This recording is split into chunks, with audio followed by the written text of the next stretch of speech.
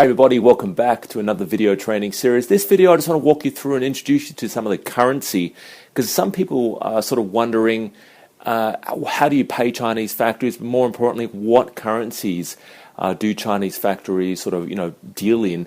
And there's two major currencies: is the US dollar, which is one currency, and the Chinese yuan, or the RMB, or the renminbi. This is it here. I'll just introduce you to some quick currencies, quick notes. One thing necessary for China is a bottle of hand sanitizer. Money is one of the dirtiest things ever, and if you are going to come here, do invest in a bottle of hand sanitizer, right? When you're walking around factories, walking around suppliers, or just doing business meetings, carry a bottle of this around. All right, so this is the one Chinese yuan. Okay, so that's a Chinese yuan. It isn't really worth much. That's the $5 note here, and I'll share a quick tip because there's a lot of counterfeit notes, especially in China. So if you are going to suppliers, or you're dealing with street markets, or going to wholesale markets who deal mainly in the cash, it's a very cash society here in China.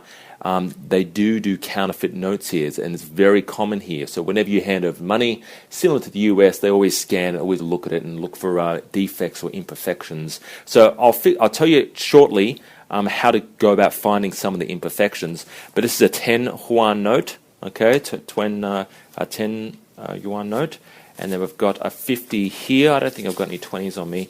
What you're probably used to seeing though is the 100, okay, the 100 yuan note right there, and this is one. It's about $18, $19 Australian. It will be worth about $20 US. I would estimate. But you would mainly, when you are dealing with Chinese factories, or if you're in wholesale markets, usually you pay cash. And a lot of people have problems bringing in cash into the country because you're limited to $10,000.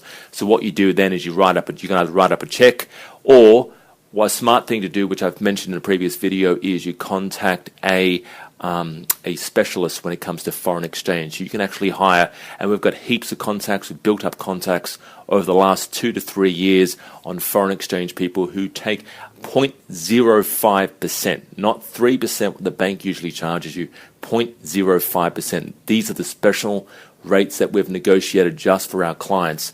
So if you are wanting to actually pay cash to a lot of wholesale markets, or even suppliers here in China, let us know. But if you are dealing with cash, here's one thing, one of the easiest ways to find out whether or not it's counterfeit. You see there, that was the old, I think it's Mayo. That's what we call him, Mayo here.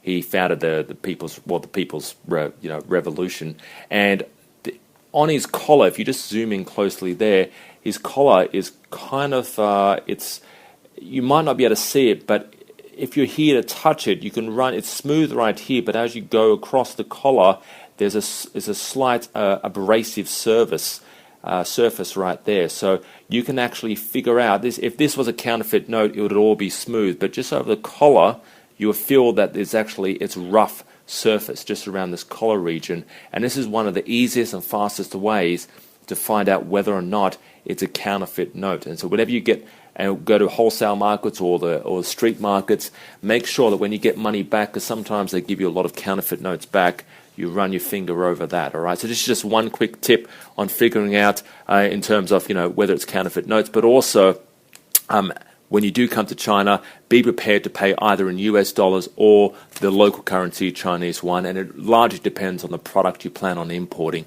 If it's a highly labor-intensive product, you're most likely going to pay in this, because this is what the factory pays its workers. If it's a techie sort of product, it most likely is going to be US dollars, because they've got to obviously import the electronics from other regions in China.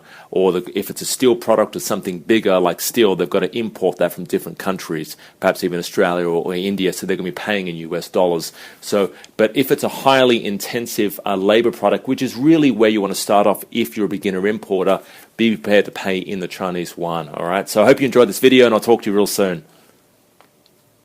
To gain access to my free video lessons, where you will discover how to find hot products to import that people want to buy, 7 easy ways to locate quality factories in China that won't rip you off, my secret negotiation strategies to getting great prices from factories, how to sell your goods once they arrive from China, and much more.